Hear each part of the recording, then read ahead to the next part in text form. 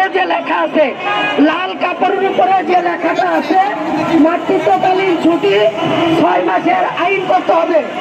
মাতৃত্বকালীন ছুটি 6 মাসের আইন করতে হবে।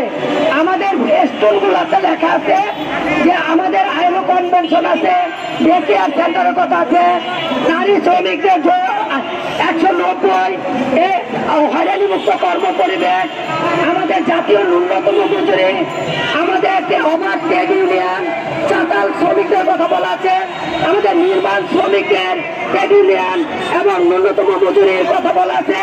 আমাদের দাবিগুলো মূলত আমরা মুখে বলার থেকে আমাদের ফেসবুকে লেখা আছে।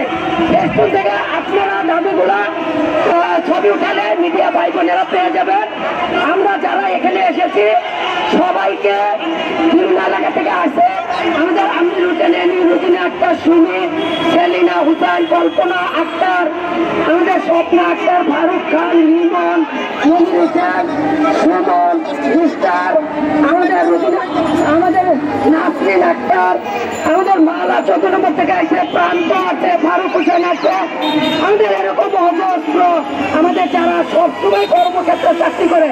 আমরা কোনো এখানে বাহিনীতে কোনো লোক নিয়ে আসি না। একটা প্রোগ্রামে যারা কর্মস্থলে কাজ করে তাদেরকে গৃহ শ্রমিকদের পক্ষ থেকে আসছে খাদিজা, সালমা, জুস্তা, সোনিয়া, আমাদের বিভিন্ন অঞ্চল থেকে যারা নেতৃবৃন্দরা আছে।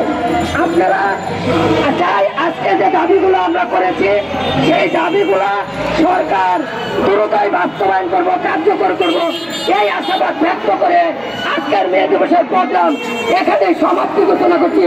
সবাইকে সংগ্রামী শুভেচ্ছা। দুনিয়ার মজদুর।